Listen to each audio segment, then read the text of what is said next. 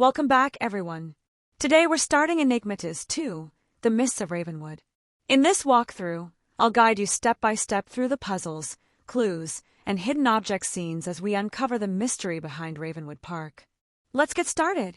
This is a mystery game filled with clues, puzzles, and hidden secrets. Enigmatis 2 is a mystery game, so we'll be uncovering clues, solving puzzles, and slowly piecing together what really happened here. This is a mystery game, which means a lot of what we do involves searching for clues, solving hidden object scenes, and trying to figure out the truth behind what's happening in Ravenwood. Every detail matters.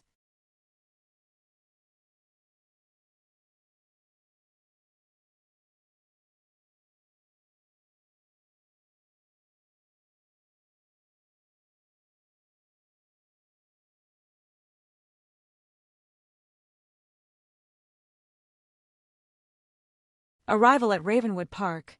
We've just arrived at Ravenwood Park, and things already feel suspicious.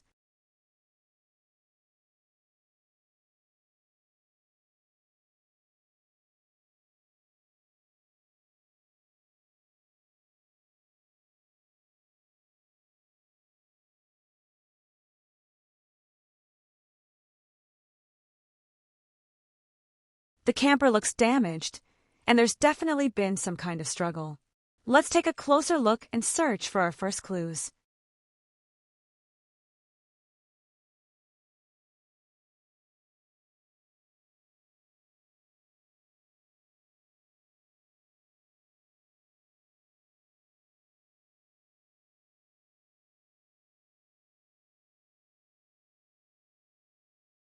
Hidden object scene. Here we have our first hidden object scene. I'll point out each item as I find it so you can follow along. Let's start with the larger objects and work our way down to the smaller details.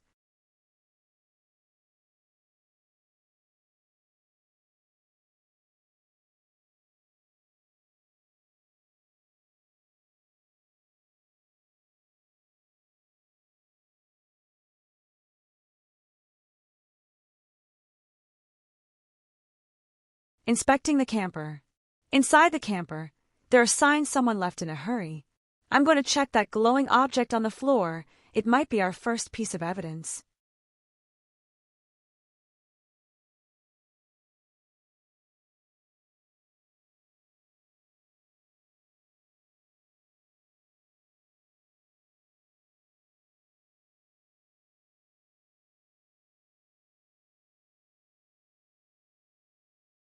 Hidden object scene. Here we have our first hidden object scene. I'll point out each item as I find it so you can follow along. Let's start with the larger objects and work our way down to the smaller details. Finding the kid's drawing. This drawing looks important. It might belong to the missing family. I'll add this to our evidence board. You'll notice the game has a strong focus on storytelling. It doesn't just throw puzzles at you. Instead, every location you explore adds another layer to the mystery.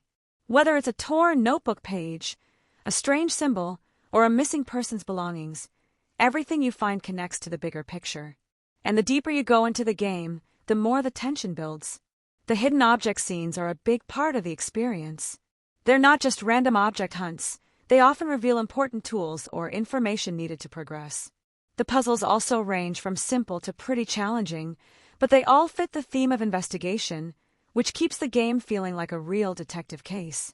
There's a lot of satisfaction in solving something and realizing it unlocks a new area or reveals a new clue. What I really like about this game is the environment design. Ravenwood is full of eerie details that make you feel like you're being drawn into the story. The mist, the shadows, the old structures hidden in the forest, it all creates a really immersive atmosphere. Even the sound design adds to the tension, with soft background noises and mysterious tones that keep you alert. As we move through the game, we're going to encounter a mix of supernatural elements and real detective work. The story slowly reveals more about the missing family, the strange preacher from the first game, and the dark forces that seem to be growing stronger in this place. The pacing is steady, keeping you curious about what comes next and always giving you reasons to keep searching. As we continue exploring Ravenwood, you can really feel the layers of mystery settling in.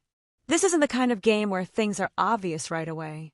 Instead, It slowly pulls you deeper with every clue you uncover.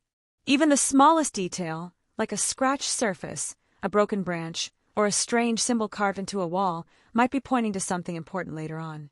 So as we go, I'll make sure to examine everything closely. One thing that stands out about this game is how well it blends the hidden object mechanics with a detective-style narrative. It never feels like you're just collecting items for the sake of it. Almost everything you find serves a purpose, opening a locked area, assembling a device, or revealing more context about the missing family we're trying to track down. So when we run into a hidden object scene, it's worth taking our time and really soaking in the environment because the developers put a lot of detail into these scenes. The game also gives you plenty of opportunities to think logically. Sometimes it's straightforward, like finding a key for a lock, but other times the puzzles require you to really stop and analyze what's going on. For example, you might have to piece together torn photos, line up symbols correctly, or figure out a sequence based on clues you picked up earlier. And that's what makes mystery games like this so enjoyable. Every little step feels like progress toward solving the bigger story. As we move deeper into the park, you'll notice how the atmosphere shifts. At first, it seems like just another quiet park in the forest. But with each new area we unlock, things start feeling more eerie. Abandoned equipment, strange markings, the constant mist rolling in, all of it creates this sense that we're being watched or followed. It's subtle, but it keeps you on edge in a good way, enhancing the mystery. The characters we encounter, even indirectly through notes and objects they left behind, add another layer of intrigue. You can tell that every person connected to the story has been through something unusual, something they probably weren't prepared for. Reading their notes and diaries gives us insight into their thoughts and fears, and it helps build up the tension as the story unfolds. It also reminds us that the mystery we're trying to solve isn't abstract.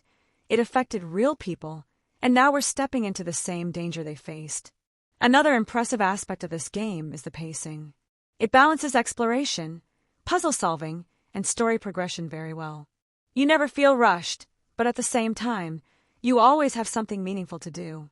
There's a constant sense of momentum, whether you're unlocking a new part of the park, examining evidence on your board, or confronting something supernatural that you can't quite explain yet. Every moment pushes the investigation forward. And speaking of the supernatural, this game does a great job blending reality with the unknown. It doesn't overwhelm you with fantasy elements. Instead, it slowly introduces them, making each encounter feel impactful. You're always questioning what's possible and what isn't, which keeps the mystery alive. It's one of the reasons these games have such a loyal fan base. The storytelling is engaging, and the supernatural elements feel earned, not forced. As we progress, keep an eye on how clues connect. Sometimes you'll find something early on that won't make sense until much later. That's intentional, and it makes the payoff so much more satisfying when the pieces finally come together. Part of the fun here is predicting where the story is going, noticing patterns, and figuring out how each puzzle or scene contributes to the overall mystery. So as we continue walking through Ravenwood, we'll keep exploring every corner, examining every object, and solving every puzzle that gets in our way. The deeper we go, the stranger things we'll get, and the more the truth will start to reveal itself. Thank you for joining me on this part of the walkthrough.